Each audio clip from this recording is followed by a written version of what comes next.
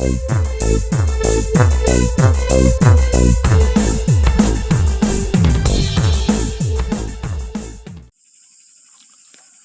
மக்களே, இது நம்ம யூடியூப் சேனல் ஃபோட்டோ ஷோரூம்.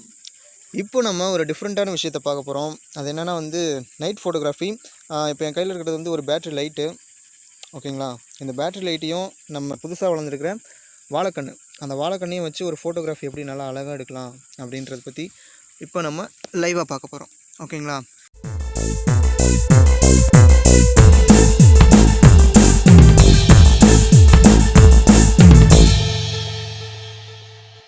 அடுத்ததாக பார்த்தீங்கன்னா இன்னொரு குட்டி வாழை மரம், ரொம்பவே அழகாக இருக்குது.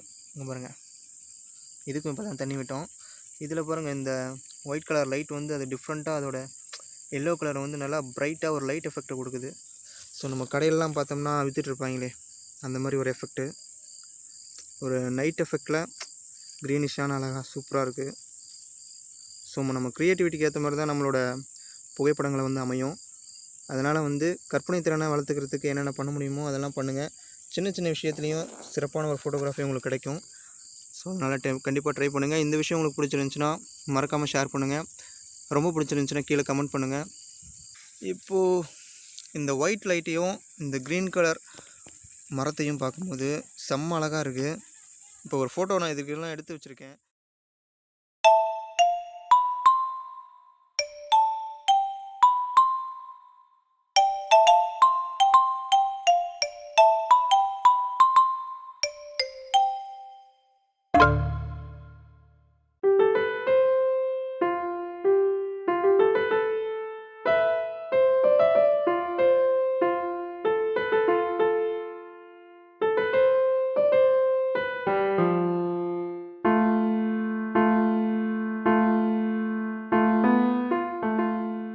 தெரியும், ஒரு சிம்பிளான ஒரு விஷயந்தான், ஒரு லைட்டு, ஒரு நைட் எஃபெக்ட்டு, அதுக்கு பக்கத்துலேயே பார்த்தீங்கன்னா ஒரு வாழை மரம், ஒரு க்ரீனிஷான ஒரு அழகான விஷயம். ஃபோக்கஸ் பண்ணால் ரொம்பவே அழகாக இருக்குது.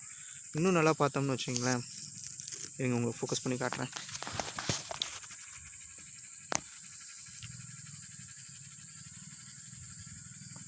பாருங்கள் எவ்வளோ அழகாக இருக்குன்னு இல்லை? சும்மா எதிர்ச்சியாக இந்த விஷயம் தோணுச்சு, அதான் உங்களோட ஷேர் பண்ணலான்னு சொல்லிட்டு இந்த விஷயத்தை இப்போ வீடியோ எடுத்துகிட்ருக்கேன். அதில் இப்போ தான் கொஞ்சம் தண்ணி விட்டேன், அழகாக இருக்குன்னு சொல்லிட்டு. இல்லை அதுக்கு இல்லாமல் முன்னாடியே வாழைக்கண்ணுக்கு தண்ணி விட்டேன். அதோடய சேர்ந்து இப்போ பார்த்திங்கன்னா ரொம்பவே அழகாக இருக்குது.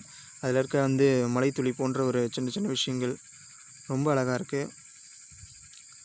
சிம்பிளான விஷயந்தான், நம்மளோட கற்பனை திறன் தான் நம்மளோட ஃபோட்டோவை ரொம்ப அழகாக்கும். ஸோ அதனால் எந்த விஷயத்தையும் விடாதீங்க, அப்படியே அடித்து பிடிச்சி ஏதோ ஒன்று போட்டு ஃபோட்டோ எடுத்துகிட்டே இருங்க. ஏதோ ஒரு டிஃப்ரெண்ட்டான விஷயம் நம்மளுக்கு கிடைக்கும். கண்டிப்பாக என்ஜாய் பண்ணலாம்.